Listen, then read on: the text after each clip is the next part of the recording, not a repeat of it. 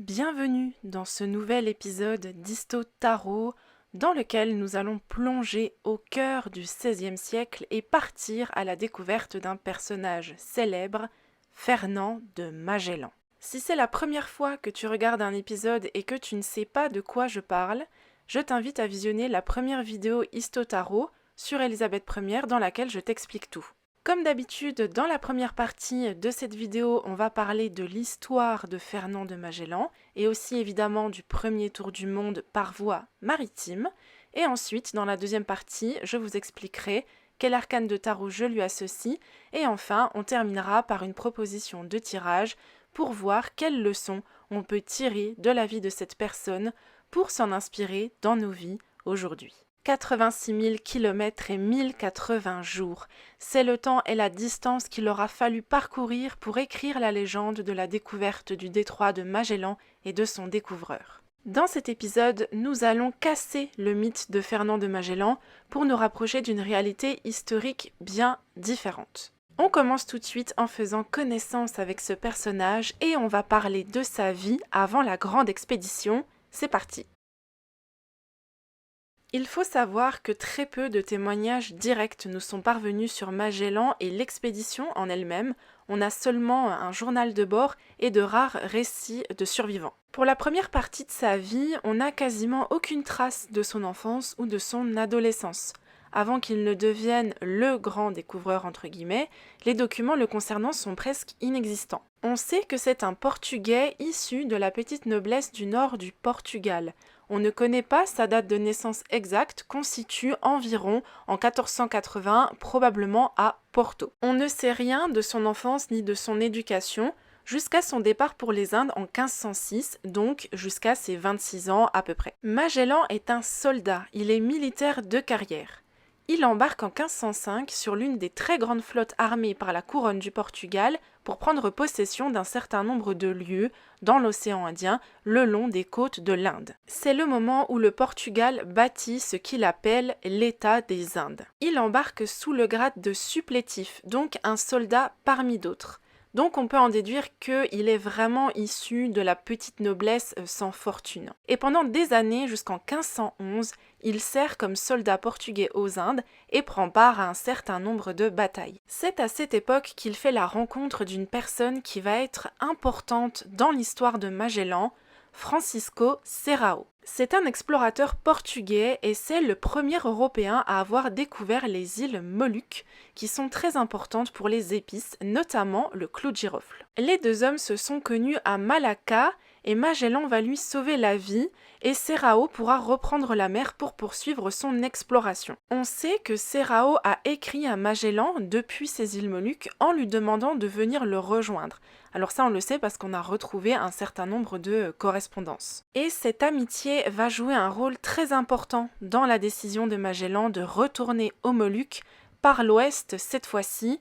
Pourquoi par l'ouest? Je vous explique ça un peu plus loin, vous allez comprendre, vous verrez. Magellan rentre au Portugal en 1512 et l'année suivante, il est envoyé au Maroc et il est blessé. Je vous rappelle que Magellan, c'est avant tout un soldat qui se bat pour la couronne portugaise. Il perd l'un de ses plus beaux chevaux pendant une bataille au Maroc et ça a son importance parce qu'il va demander le remboursement pour la perte de ce cheval auprès du roi du Portugal, Manuel Ier. Le souverain refuse la requête présentée par Magellan. À son retour au Portugal, Magellan se présente en personne devant le roi au palais pour demander une augmentation de sa pension de soldat. Le roi refuse à nouveau, ce qui entraîne la colère de Magellan. Selon les historiens, c'est ce moment qui explique que Magellan soit passé de la couronne portugaise à celle de l'Espagne. Il décide donc de quitter le Portugal pour le royaume voisin, et ça, c'est un acte de trahison à l'époque. En octobre 1517, Magellan arrive à Séville, donc en Espagne, si tu connais bien ta géographie. Séville est une ville de marins, c'est là qu'arrivent les richesses des Indes et que se trouvent les professionnels de la navigation. Dès son arrivée, il côtoie le milieu des exilés politiques portugais qui est assez influent. Donc il bénéficie d'un réseau intéressant pour sa future expédition. Son but est de convaincre le roi d'Espagne de trouver une nouvelle voie pour atteindre l'Asie par l'ouest. Mais pourquoi vouloir passer par l'ouest? Eh bien, il faut remonter en 1494 et je vais vous expliquer un élément très important pour le monde de l'époque qui est le traité de Tordesillas. Qu'est-ce que c'est? En 1494, les deux plus grandes puissances maritimes de l'époque, l'Espagne et le Portugal, décident sous l'arbitrage du pape de se partager le monde connu, mais aussi toutes les terres qui restent à découvrir. On est à l'époque des grandes découvertes, donc pendant tout le XVe et le XVIe siècle, les grandes puissances européennes décident d'explorer le monde. Et les enjeux sont très importants puisque les couronnes d'Europe s'enrichissent considérablement en pillant les ressources de ces nouvelles terres, que ce soit en or, en épices, en esclaves, etc. Donc à cette époque, le traité de Tordesillas, qui partage le monde littéralement entre l'Espagne et le Portugal, est un élément très important pour comprendre tout ce qui se joue sur les mers au XVe et au XVIe siècle. Par ce traité, les côtes africaines et indiennes, donc vers l'Orient, sont réservées aux Portugais. Et vers l'Occident, les nouvelles richesses de l'Amérique jusqu'au Brésil reviennent à l'Espagne. C'est le Portugal qui est le grand gagnant de cet accord. L'Espagne est un peu à la peine, elle ne tire pas autant de richesses du Nouveau Monde que sa rivale portugaise. Elle cherche donc un moyen d'accéder à l'Orient en respectant le traité de Tordesillas, mais en tordant le cou au Portugal. C'est dans ce contexte que Magellan arrive avec son idée. Lui, il pense qu'il est possible d'atteindre l'Asie par l'ouest en trouvant un passage sans porter atteinte au traité de Tordesillas, c'est-à-dire sans naviguer le long des côtes africaines et traverser l'océan Indien, ce qui serait une violation du traité. Magellan va convaincre des banquiers pour financer ce projet. Et le roi d'Espagne approuve cette expédition le 22 mars 1518, qui a donc pour but de trouver une voie maritime espagnole qui atteindrait les îles Moluques par l'ouest. Donc c'est ça le projet de départ.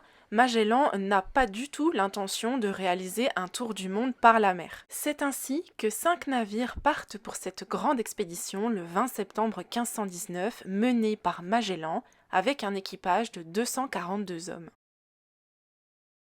La traversée de l'océan Atlantique se passe plutôt bien, même si les conditions climatiques sont parfois difficiles. L'équipage longe alors les côtes d'Amérique latine et c'est là que les difficultés commencent. Magellan peine à trouver le fameux passage qui lui permettrait d'atteindre l'océan Pacifique. Il explore pendant 3 semaines le Rio de la Plata, qui est en fait un estuaire, mais lui pense que c'est là que se trouve le passage qu'il recherche. Il ne trouve rien et il finit par reprendre sa route en direction du sud-ouest et il navigue pendant des semaines en explorant toutes les baies pour trouver un passage. C'est à ce moment-là que des mutineries de la part de son équipage éclatent.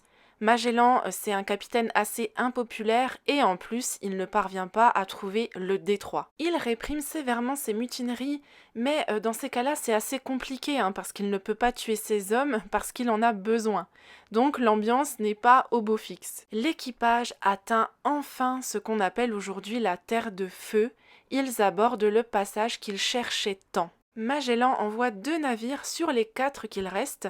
Il y en a un qui a fait naufrage en mai 1520, donc sur les 5, il en reste déjà plus que 4. Une première partie du détroit est découverte, et au moment où il navigue dans ce détroit, il y a un navire, le San Antonio, qui décide de déserter. Évidemment, c'est un des plus gros navires de la flotte, avec 57 hommes à son bord, beaucoup de vivres et des canons qui repartent pour Séville. C'est un coup dur pour Magellan et l'expédition, mais le détroit est enfin découvert et rapidement nommé le détroit de Magellan en l'honneur du navigateur. L'équipage et les 3 navires restants atteignent donc enfin la mer du Sud, rebaptisée bientôt en océan Pacifique, parce que les eaux sont très calmes, trop calme pour la navigation. Les vents sont rares et les navires mettent beaucoup trop de temps à traverser cet océan. Ils font une première escale sur l'île de Guam le 6 mars 1521 et arrivent enfin dans l'archipel des Philippines en Asie. Ils font escale sur l'île de Limasawa puis sur celle de Cebu en avril. Magellan et son équipage pensent pouvoir commercer avec ces îles, avec toutes les attentes et les préjugés qu'ont les Européens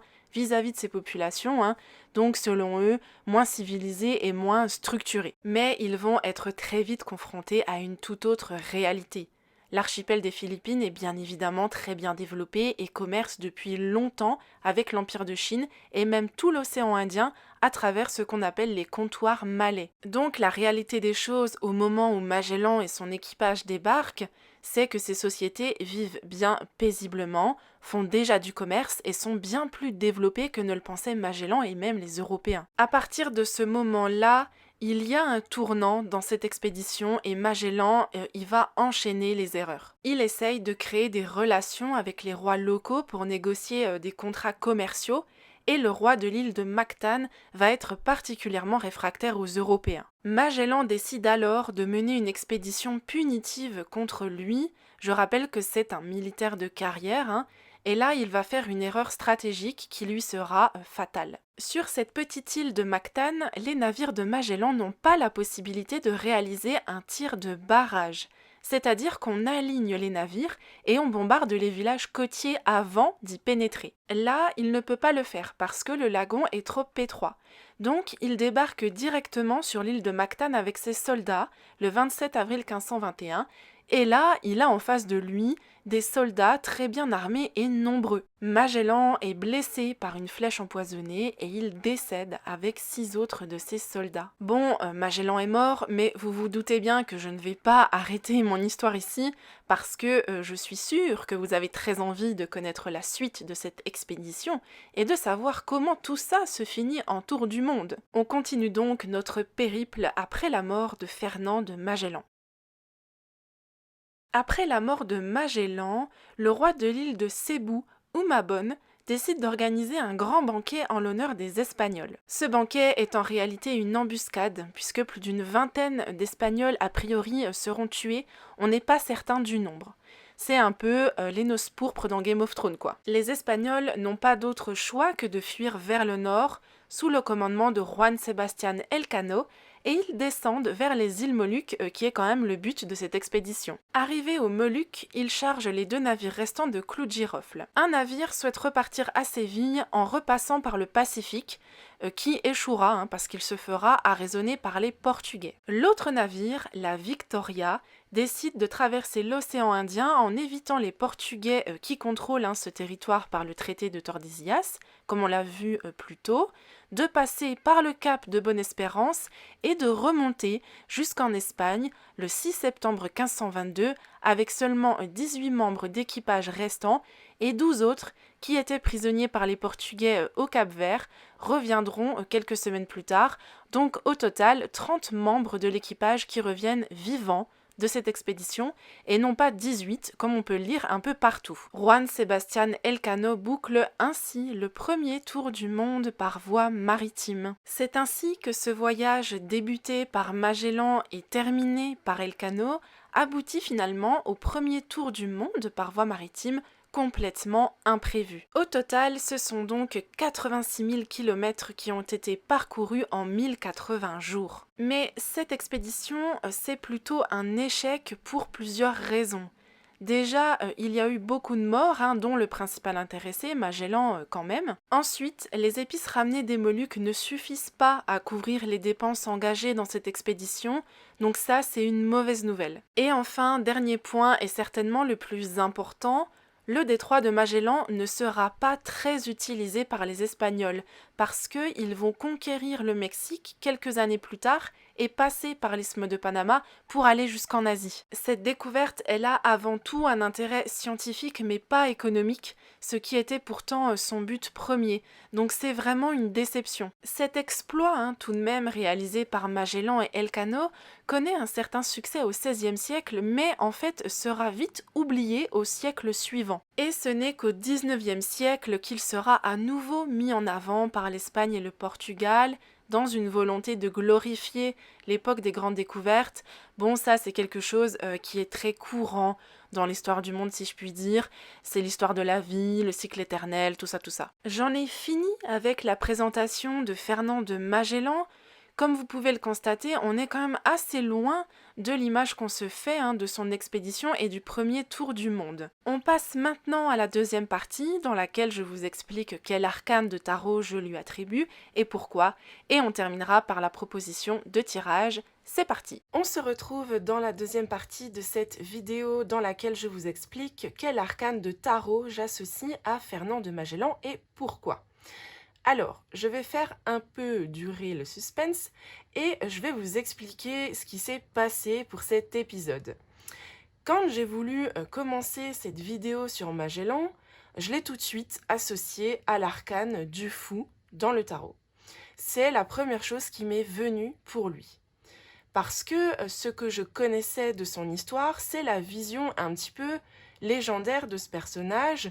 J'avais l'image d'une personne qui part à l'aventure, découvrir de nouvelles voies maritimes, qui trahit le Portugal et propose une expédition au roi d'Espagne un peu sur un coup de tête. Et j'avais vraiment cette vision de lui comme étant un aventurier qui a soif de découverte, qui est plein d'enthousiasme et qui est guidé par sa foi. Et tout ça, ça correspondait en tout point à l'arcane du fou pour moi. Mais quand j'ai commencé mes recherches et que j'ai commencé à fouiller dans des sources historiques un petit peu plus réalistes et que j'ai écouté des podcasts d'historiens spécialistes sur le sujet, je me suis rendu compte que l'image qu'on a de Magellan et de son expédition, et c'est ce qu'on a vu pendant toute la première partie, c'est quand même loin de la réalité. Donc Magellan, pour moi, c'est quelqu'un qui est déjà expérimenté. C'est un bon soldat, un bon navigateur, il a de bonnes connaissances de l'espace maritime et du commerce, il connaît d'autres explorateurs, on l'a vu, et en fait, il ne sollicite pas du tout le roi d'Espagne sur un coup de tête, puisqu'il fait partie d'un réseau d'exilés politiques portugais influents, et qu'il va y avoir beaucoup de tractations, et surtout que la proposition d'expédition de Magellan, elle arrive au beau moment pour l'Espagne, qui est flouée par le traité de Tordesillas, et qui cherche de nouvelles voies commerciales.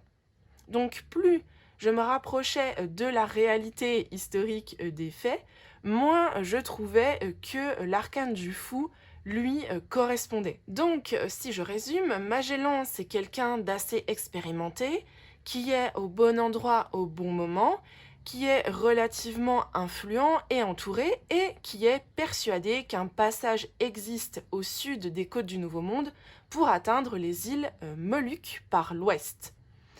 Alors, j'ai décidé de lui attribuer l'arcane du magicien dans la tradition Rider-Waite-Smith, du battleur dans la tradition Marseille. Pourquoi j'ai fait ce choix-là et que j'ai décidé de ne plus lui attribuer, entre guillemets, l'arcane du fou? Déjà parce que c'est quelqu'un qui a plusieurs cordes à son arc. C'est un soldat, c'est un aventurier, il connaît la navigation, il a de bonnes relations, il connaît les bonnes personnes et il sait convaincre. Et ça correspond bien au magicien, battleur, qui a tous les outils à sa disposition sur la table, comme on peut le voir ici et ici, pour accomplir quelque chose de grand. Ça c'est ce qu'on dit dans la tradition de la carte, dans la signification de la carte du magicien et du battleur. Donc ça correspond bien au magicien qui est talentueux et cultivé. Et d'ailleurs, ses officiers reconnaissent sa valeur. Quand il est soldat, c'est un bon soldat et il est bien apprécié pour ça. Magellan, il a ce désir d'expédition, de voyage, de découverte et il est équipé pour ça. Il a tous les outils dont il a besoin, comme on l'a vu. Il a les compétences, il a les connaissances, le matériel suffisant, etc. Et c'est ça qu'on dit traditionnellement de l'arcane du magicien, qui nous invite toujours à élargir nos horizons, à agir et rester motivés pour avancer vers ce que l'on souhaite. Et c'est d'ailleurs ce qu'a fait Magellan, puisqu'il persévère pendant des semaines pour trouver ce fameux détroit et il n'abandonnera jamais malgré les conditions difficiles et ce jusqu'à sa mort. Magellan, il a confiance en son jugement et en son intuition et c'est aussi l'une des caractéristiques du battleur. Et si on s'attarde sur l'aspect un petit peu plus nuancé de Magellan et du magicien, on se rend compte que ça correspond aussi, puisque il trahit quand même la couronne de Portugal pour se tourner vers le roi d'Espagne. Et à l'époque, bon, c'est quand même grave, hein, donc il est un peu filou, un peu manipulateur, on ne sait pas trop si on peut lui faire confiance. Et c'est d'ailleurs ce que vivra Magellan pendant toute l'expédition, hein, puisque les grands d'Espagne qui l'accompagnent et qui naviguent avec lui, en fait, sont présents déjà pour le surveiller d'abord, parce que l'Espagne, en fait, craint que Magellan retourne sa veste une fois qu'il aurait découvert le détroit et qu'il retournerait vers la couronne du Portugal. Donc, on a peur que ce soit un agent double, en quelque sorte, et la plupart des membres de son équipage ne lui feront jamais confiance, ils douteront toujours de son jugement et de ses capacités. Et ça ira loin, comme on l'a vu, puisque l'équipage se mutine plusieurs fois et que le navire San Antonio déserte pour retourner en Espagne, donc il est quand même assez impopulaire, quoi. Et autre point aussi un petit peu plus nuancé et sombre du magicien et de Magellan, c'est qu'il va enchaîner les erreurs stratégiques en attaquant des royaumes de l'archipel des Philippines, on l'a vu, la communication avec les rois locaux, elle est très mauvaise, et ça c'est aussi un aspect un petit peu plus sombre de l'arcane du magicien. Et puis, dernier point, si on se met quand même un petit peu à la place de Magellan, cette expédition, elle est quand même un échec pour lui, puisqu'il va décéder avant d'avoir atteint les îles Moluques, qui était quand même son but premier. Et d'ailleurs, à ce sujet, j'ai trouvé une information qui est assez intéressante et que je voulais préciser, parce que je pense que c'est assez intéressant d'avoir un petit peu ce genre de propos. Je m'explique. Certains historiens pensent que Magellan, il multiplie les erreurs à ce moment-là, après avoir atteint l'archipel des Philippines, donc, parce que il comprend à ce moment-là qu'il ne reviendra pas vivant de cette expédition, que c'est bien trop long, que en fait il n'en voit pas le bout, et qu'il finit en fait par se décourager, et quand on se décourage, on perd de sa lucidité, on perd de son intelligence, etc.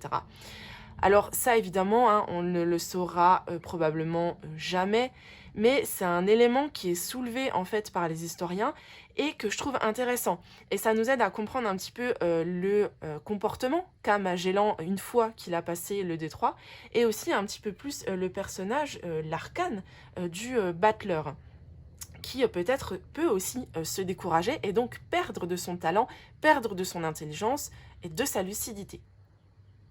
Donc, pour toutes ces raisons, je lui attribue l'arcane du magicien et non pas celui du fou, et je trouve que ça lui correspond très bien, en tout cas en fonction des informations qu'on a aujourd'hui. Et c'est là un petit peu toute la force, je trouve, de ce concept, sans vouloir me lancer des fleurs, mais un petit peu quand même, c'est que si je m'étais arrêtée sur l'imaginaire qu'on a de Magellan, je lui aurais attribué la carte du fou et basta. Mais en explorant son histoire et en allant un petit peu plus en profondeur et en se rapprochant de l'arcane du magicien qui lui correspond mieux, je trouve qu'on arrive à mieux comprendre encore son histoire et sa personnalité. On enlève un petit peu des couches d'oignons en quelque sorte pour comprendre l'essence d'une carte de tarot et aussi du personnage historique. Donc même si évidemment on analyse en fonction des sources dont on dispose aujourd'hui, on ne sera jamais à 100% dans la réalité des faits, mais en tout cas, on s'en rapproche. Et donc, c'est pour ça que je trouve mon concept assez intéressant. Si vous n'étiez pas convaincu, maintenant, vous l'êtes peut-être. Voilà pour ça. N'hésitez pas à me dire en commentaire quel arcane vous associeriez à Magellan? Ça m'intéresse de savoir si vous aussi vous avez pensé que l'arcane du fou, du coup, ça lui correspondait, ou une autre carte d'ailleurs. Je vais vous montrer maintenant quelques autres cartes du magicien que j'ai dans mes jeux et que je trouvais intéressant de vous montrer. Alors, on va commencer par le Dark Mansion Tarot et sa carte du magicien qui est magnifique. Et là, je trouve qu'on insiste beaucoup sur l'aspect érudition du magicien, puisque là, on pense que c'est un scientifique, hein, il a de nouveau tous ses outils sur la table, il fait des études, il fait des expériences. Donc là, on insiste vraiment sur le côté talent et érudition, je trouve, du magicien. Donc je trouve que voilà, c'est une carte qui est intéressante pour ça aussi. Ensuite, on va prendre le Prismavision, qui est super intéressant, parce que là, on a une vision du magicien en manipulateur, hein. Donc là, c'est vraiment l'aspect, je trouve, beaucoup plus sombre du magicien, parce qu'on voit ce grand personnage qui a en fait dans ses mains un tout petit personnage, et vraisemblablement en plus ça a l'air d'être une fille, donc bon, c'est quand même super glauque. Et là je trouve que voilà, on insiste bien quand même sur le côté très manipulateur du magicien, donc je trouve que c'est intéressant aussi. Côté pop culture, j'en ai plusieurs à vous montrer. Je vais commencer par quoi? Je vais commencer par le tarot du Seigneur des Anneaux. Et dans celui-ci, c'est Gandalf le gris qui est en magicien. Voilà, bon, je suis pas forcément d'accord avec ça, mais c'est intéressant, voilà, pour certains aspects du magicien. Voilà, je trouve que c'est aussi une très belle carte. Ensuite, ah oui, j'ai un tarot qui s'inspire de l'univers de Harry Potter. Et là, en magicien, on a Albus Dumbledore. Voilà, bon, c'est pareil, je suis pas tout à fait d'accord avec ça. Mais, effectivement, Dumbledore a quelques aspects aussi du magicien. Mais bon, pour moi, c'est pas, voilà, c'est pas un magicien. Mais c'est intéressant aussi. Et qu'est-ce que j'ai d'autre? Oui, j'ai le tarot de l'étrange Noël de Mr. Jack. Et là, dans l'arcane du magicien, ce sont les sorcières. Donc avec un grimoire de sortilèges. Voilà, je trouvais que c'était aussi assez intéressant.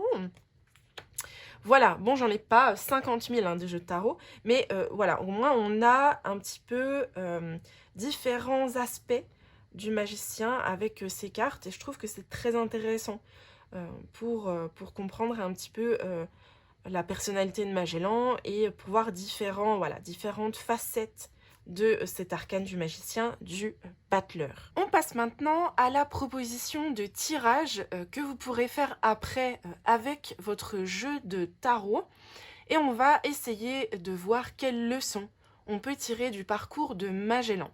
Alors j'ai construit un tirage en 4 cartes. La carte numéro 1, je vais la mettre là. Quels sont mes atouts alliés du moment? Donc ça c'est pour la carte numéro 1. Carte numéro 2, sur quel talent puis-je m'appuyer pour avancer? Donc ça c'est la carte numéro 2. Carte numéro 3, je vais peut-être les remonter un peu. Carte numéro 3, comment améliorer ma communication envers les autres? Ça, on sait que Magellan, il en a quand même manqué. Et enfin, dernière carte, qu'est-ce que je sous-estime en ce moment et qui mérite mon attention? Ça peut être très intéressant aussi de savoir un petit peu ce qui se passe. Voilà pour ça, écoutez, je pense que j'en ai fini avec cet épisode. J'espère que ça vous a plu, que vous en avez appris un petit peu plus sur l'histoire du monde et que ça vous ouvre aussi d'autres perspectives sur la pratique du tarot. N'hésitez pas à liker, vous abonner, partager, blablabla si vous le souhaitez. Et quant à moi, je vous retrouve bientôt pour une nouvelle vidéo. Salut!